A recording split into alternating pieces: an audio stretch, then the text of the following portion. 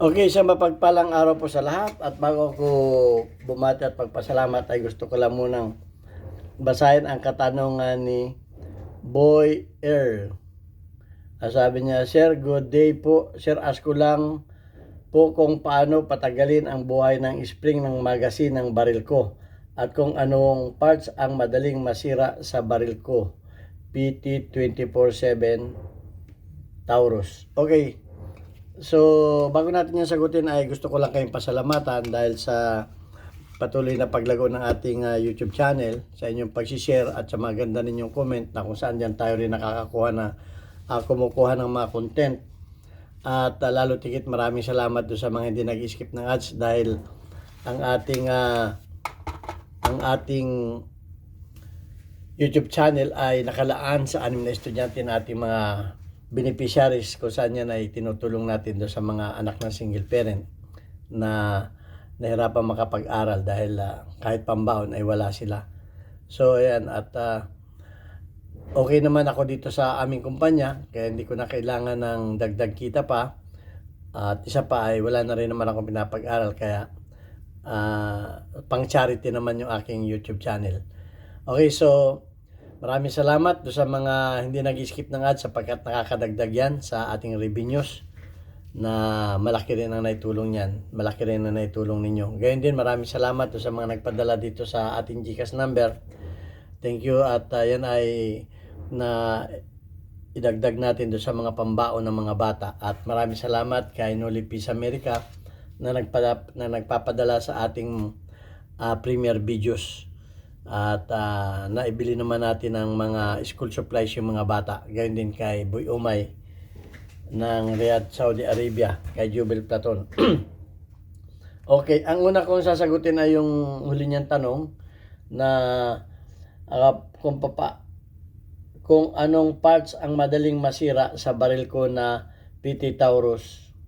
Okay, so may video naman tayo niyan yung tungkol sa Taurus.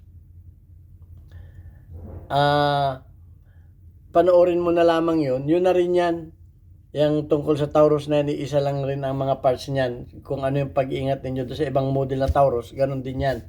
So hindi ko na anuhin yan, maghahaba pa tayo. Ang anuhin ko na lamang, sasagutin ko na lang ngayon ay yung sa magazine, dahil itong sa magazine matagal ko na itong nasagot, matagal ko na ito nagawa ng videos. Ngayon yung iba hindi na pinapanood yung mga luma natin videos, kaya pagbibigyan ko na rin lang na gagawa na rin natin ng bagong videos. Una sa lahat, bago tayo mabas, ang original na magazine ay matitibay.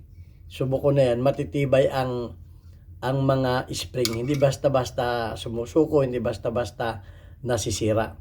Okay, ang tanong mo ay papaano ang patagalin ang buhay ng spring ng magazine. Unang-una sa lahat, ang spring ng magazine ay kinakailangan din malinis. Tingnan natin ito kung gaano ito kadumi.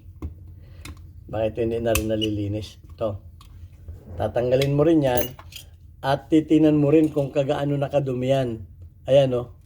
Tingnan mo. Papakita ko sa inyo ang dumi. Kukuha ko ng isang malinis na basahan. At ito. Ito, malinis ito ha. Lilinisin mo din yan. Ayan o, ang dumi o. Kita mo na ang dumi. Yan, nagkakamiro niya ng agiw. Kita mo pagka nilinis, lumalabas yung bakal. So, ayan. Dapat nililinis din yan. O, nakikita ninyo ang dumi. Kung kagaano kadumi yan. Ayan. Dahil yan ay pinapasukan yan. Pag blue back yung yung slide, ay pinapasok yan ng dumi. At kung minsan yan ay inaabot din ng kalawang yan. Lalo na kung medyo mayumid. Ayan o, ang dumi o. Yan, makikita ninyo yung dumi. Okay, at ito ay kahit hindi mo lang isan yan, basta yan ay nililinis mo yan paminsan-minsan. Sa ginagamit mo man at hindi, yan ay lilinisin mo. Okay? Ang isa sa kinakatagal ng isang bagay, kahit anong bagay, ay yung paglilinis. So yan, lilinisin mo. Ang una kong tip dyan, lilinisin mo yan. Pwede mo siyang linisan sa gas, pero tutuyuin mo rin. Dahil pag yan ay basa ng langis, mas lalong madaling kapitan niya ng agiw. Agiw ang tawag sa amin nun. Kakapitan yan kasi madali siyang didikitan siya. So lilinisan mo yan. So ang isa pa dyan ay ganito ang ginagawa ko. Ito experience ko to ha. Pati itong follower na ito lilinisin din ninyo itong follower na ito. Ayan o. Kita nyo yung dumi ng follower niya no. O kita nyo anuin ko ng malinis ha. Malinis yan. Lilinisin din ninyo yan para maiwasan na rin yung malfunction. Ayan o, dumi o. O, kita nyo. Ayan o, mga 1 linggo siguro itong hindi nalinisan dito kasi maraming pumuputok dito ha. Okay. At saka, pagka yan ay malinis, yung kamay ninyo hindi magdudumi kasi pag nagbabala kayo at madumi yan, magdudumi rin yung kamay ninyo. So, yan, dapat nililinis din yan, no? Ang kapal ng carbon. So, yan, ang isa pa. So, yung ibang spring, hindi lahat pero pinapauna ko sa inyo, ang original spring ay hindi basta-basta sumusuko. Pero, ang ginagawa ko, ito, sa akin lang itong, kung gayahin ninyo, walang problema. At kung hindi ninyo gayahin, ay wala rin problema sa akin. Ang ginagawa ko noon, dahil ako ay may mga, lalo nung ako ay aktibo pa sa pag-shooting, marami akong magazine. So, hindi ko lahat pinupuno ng bala. Halimbawa, meron akong 4 na magazine. O, yung dalawa doon ay 10, sa halip na 14 o 15 ay 10 lang ang ilalagay ko ngayong araw. Okay? Halimbawa, saglit lang lalagay ko lang ito at baka mawala pa. Halimbawa, ngayong araw, may 4 kayong magazine. Yung 2 puno, full. Kasi, ang spring, pag ang magazine, pag punong-puno ng bala yan, ay compress ang spring yan. Lapat na lapat yan. Ganyan. Lapat na lapat. So, halimbawa, 2 na lang ang magazine, 2 na lang. Halimbawa, ngayong araw, ito ang puno. Ito ang kalahati. O, kung ito ay 15, ito ay 10 lang ang laman. Para nakakahinga ito. Bukas, ito naman ang puno. At ito naman ang 10 lang ang laman. Okay, pero ang lagi ko nakasaksak sa magazine, sa aking baril, ay yung puno, siyempre. Yung puno. Ganun ako kung magano. Pero pagka may lakad ang tropa, ay lahat ng magazine ay puno. Kung 6 yung magazine kong dala, lahat yan ay puno, may extra bala pa. Ganon. At kung sa bahay lang, ay ganon ang ginagawa ko. Yung kalahati ng magazine ko ay hindi puno, hindi full. At yung kalahati ay full. Ganon ang ginawa. Isa experience ko yun. Kasi nga, ang katiwiran ko ay pang lifetime ko to pang lifetime ko itong mga magazine ko na ito. Ang aking gamit ay talagang iniingatan ko pagdating sa baril. Ganon ako mag-ingat. At ang isa pa, pag ako naman ay nasa bahay, ito tip ko ito sa inyo, ina-anticipate ko na ang mangyayari. Halimbawa, ang bala ko ay hindi nakalagay lamang sa isang lagayan. Meron akong bala sa kusina na ako lang nakakaalam. Halimbawa, meron ng hindi tawag dalangin ay may masamang pumasok sa loob ng bahay, napatakbo ka sa kusina, meron kang bala doon. Kung maubusan ka ng bala, kung nakipagbarilan ka. At ako lang nakakaalam doon, sikreto yon. Sa salas, meron din akong sikretong bala doon na makukuha. Bukod pa yung nasa kwarto ko. So, nakakalat ang bala ko. Walang nakakaalam nun. Kahit asawa ko, kahit katulong, kahit ano. Walang nakakaalam, ako lang. Na just in case, pag ako'y napapunta sa isang lugar na yun, naubusan ako ng bala, meron akong bala dun. Meron akong bala kung saan man lugar ng bahay ko. Ganun. Kasi nga, yung ibang magazine ko ay hindi puno. O pag ako'y napatakbo dun, dun ako magkakarga. Ganun ang ginagawa ko. In-anticipate ko na yung mga bagay na pangyayari. Wag namang mangyari na may mga ganun pa. Pero in-anticipate ko yung mga ganung senaryo. Baka makatulong sa atin. Ganun ang ginagawa ko.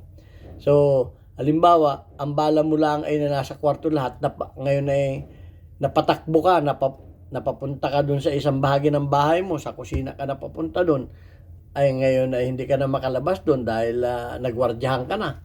Ay naubusan ka ng bala doon, ay wala ka ng bala doon sa kusina, wala ka nang makukuha.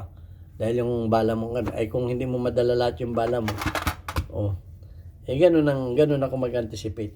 Pero ang importante diyan ay maingatan natin din yung ating mga magasin. Dahil kaya ko ginagawa yan, mekaniko kasi ako eh. Dahil yung mga lumang sasakyan, nakikita ko, yung mga spring, ako nagpapalit. Yung mga mulye, yung mga suspension, pinapalitan ko. Sabi ko, so ang spring, na ano din, na kumbaga nangangalay din sa katagalan. So, yun ay sa akin lang dahil experience ko sa iba naman yung sasakyan. Pero ganun din yun eh, spring din yun eh. So, kaya kalimitan, pag ang mga luma na mga sasakyan, yung mga suspension pinapalitan.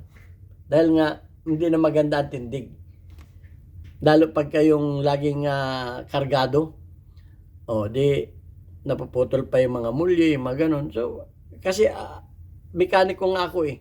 So, ganun ang ano ko, ganun ang pananaw ko. Pero hindi ko naman sinasabi, ibabas na naman ninyo ako na iba naman yung baril. Ay, pananaw ko yun eh. Anong masama doon kung yun ang ginagawa ko? Makakasama ba sa akin yun? Makakatulong ba yun? Kung sa palagay ninyo hindi makakatulong yun, ay wala na akong pakialam doon. Pero sa palagay ko, nakatulong sa akin yun. Ganon ako. Dahil pag ako'y tinatanong kung paano ko ingatan yung mga baril ko, kanya-kanya naman tayo ng pamamaraan ng pag-iingat. Tinatanong ninyo ako kung paano ang ginagawa kong pag-iingat. Ganon ang ginagawa kong pag-iingat. So, yung mga basher naman, kung mo iba yung kanilang pamamaraan, sabi, bla bla bla, ganon. Ay, para namang sila lang may alam. So, hindi ko pinapakialaman kung paano kayo mag-ingat ng inyong baril, kung paano kayo mag-ingat ng inyong